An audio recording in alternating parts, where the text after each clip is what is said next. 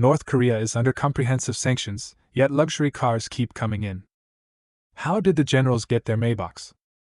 You might have seen North Korean leaders riding in Maybachs and many high-ranking officials driving Mercedes luxury cars in various news reports. The appearance of the new Maybach models has particularly sparked international debate. Mercedes quickly issued a statement saying they had nothing to do with it and had launched an investigation. As is well known, banning luxury goods imports is part of the sanctions against North Korea, with strict restrictions on exporting luxury cars, yachts, jewelry, and more to the country. But now, not only the generals but also other high-ranking officials are driving luxury cars, showing that this sanction measure is practically useless. However, Western countries are very strict about monitoring sanctions and do not want to give North Korea any opportunity to develop. For example, a Canadian aircraft that appeared in the East China Sea not only monitored China but also had the task of watching for North Korean ships quietly transporting goods at sea. So how do these luxury cars manage to appear in North Korea despite such tight surveillance? Why can't various parties effectively intercept them? Today, I will share the story behind this by combining an actual smuggling case my father was involved in North Korea. First is the purchasing stage. Like everyone else, to own a luxury car, you must first pay for it. However, this process requires many tricks. If you tell a car dealer that you are North Korean and want to buy a car to ship to North Korea, no one will sell it to you. Even if someone is willing to sell the car, it cannot be shipped out because customs in various countries will not clear it. This requires buying the car under a disguised identity, but disguising one's identity is tricky since North Koreans are easily recognized. So, more often, someone else is used to purchase the car.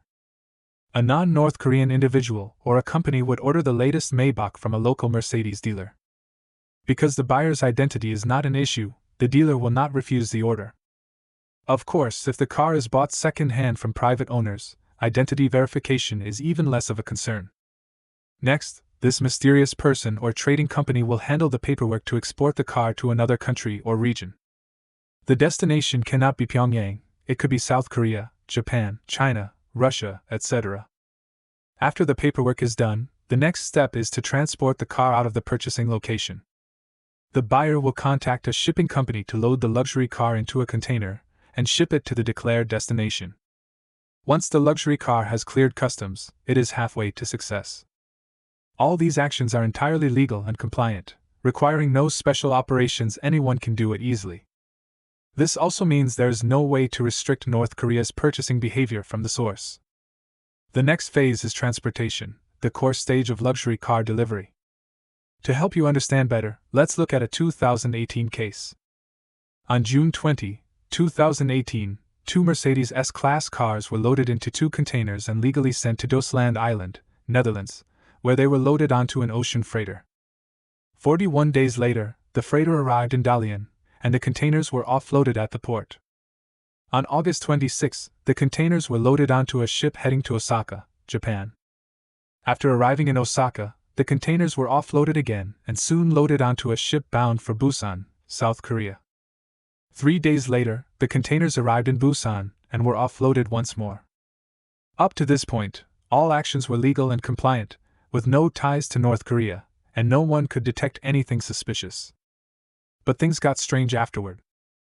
In early October, the two containers with the Mercedes cars were loaded onto a mysterious cargo ship in Busan. This cargo ship was headed for Nikolka, Russia, but during the voyage, it suddenly turned off its ship identification system, which broadcasts the ship's dynamic and static information to other ships, informing them of its navigational status. This system operates continuously unless there is a total power loss, which is unlikely for large ships. If a medium or large cargo ship does not have this system on during navigation, it has a hidden agenda. The cargo ship disappeared for 18 days. When its signal reappeared, it was in the waters near Busan, but the containers had disappeared and were replaced with over 2,500 tons of coal.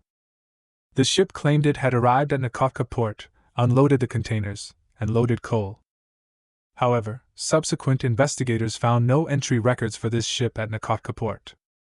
On October 7, 3 Ilyushin Il-76 transport planes belonging to the North Korean Air Force arrived in Vladivostok and took away some items. The investigation team suspected these included the two missing Mercedes cars. the cargo ship became a key investigation target. It was found that the ship had belonged to a Hong Kong company but was sold to another company on July 27, just 3 days after the Mercedes cars arrived in Dalian. The new company owner, Daniel Kasachuk, a Russian businessman living in Vladivostok, had registered the ship in the Marshall Islands and sailed under the flag of Togo in West Africa. In other cases, ships have even used fake or stolen identities. If the cars hadn't been discovered in news footage, followed by an investigation, no one would have known that 2 Mercedes luxury cars had quietly entered North Korea to become the leader's rides. But in fact, this transportation method is not some new high-tech means, it has been used for a long time. So why can't comprehensive interception and prevention be achieved? There are several main reasons. First, interception is impossible at the purchasing stage. As mentioned earlier, North Korea wouldn't foolishly go directly to a Mercedes store to buy luxury cars. They will definitely find an intermediary to purchase on their behalf. Many countries have very simple car transaction procedures, making it impossible to restrict North Korea from buying luxury cars. Moreover, even with stricter controls at dealerships, North Koreans can still buy very new second-hand cars. After all, while the U.S. prohibits selling cars to North Korea, an ordinary person in the Netherlands doesn't care. As long as someone has enough money, they are willing to sell. In terms of payment methods, North Korea can even use Bitcoin, greatly increasing monitoring difficulties. The second point is that the transportation stage is unmonitorable. The U.S. cannot watch surveillance footage of all cargo ships worldwide. No organization can fully track the vast number of legitimate shipping orders. Perhaps in the future, AI combined with supercomputers might help, but even then, real monitoring will likely only occur in the final step. After all, the preceding 95% of the steps are entirely compliant. Third, tracing the source of the cars is impossible. Although the Mercedes S-Class or Maybach are expensive models, around 100,000 units are sold annually, making it impossible to track each one.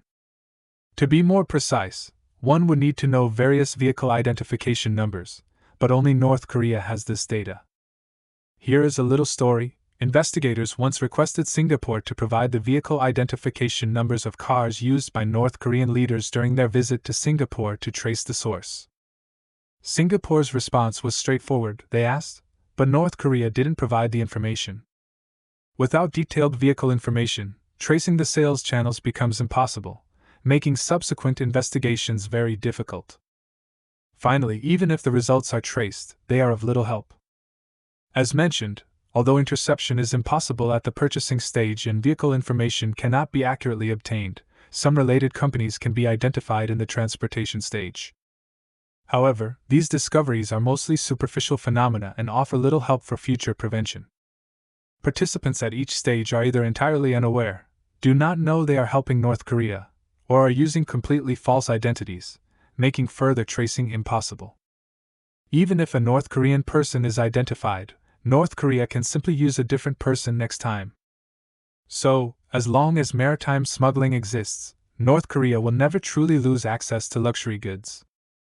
This method is not only used for importing luxury cars but also for many other transactions, such as importing crude oil and exporting minerals, which are essential for development. From the above case, it seems North Korea has indeed fooled other countries, making various sanctions appear ineffective. But in reality, these are minor gains. North Korea's true gains are just small benefits leaked from the cracks. However, saying these investigations are useless is also biased. Although they cannot perfectly present the full truth, the investigation results can form a complete logical chain, providing some reference for future actions, increasing the difficulty and cost of obtaining luxury goods, and serving as evidence of violating Resolution 1874.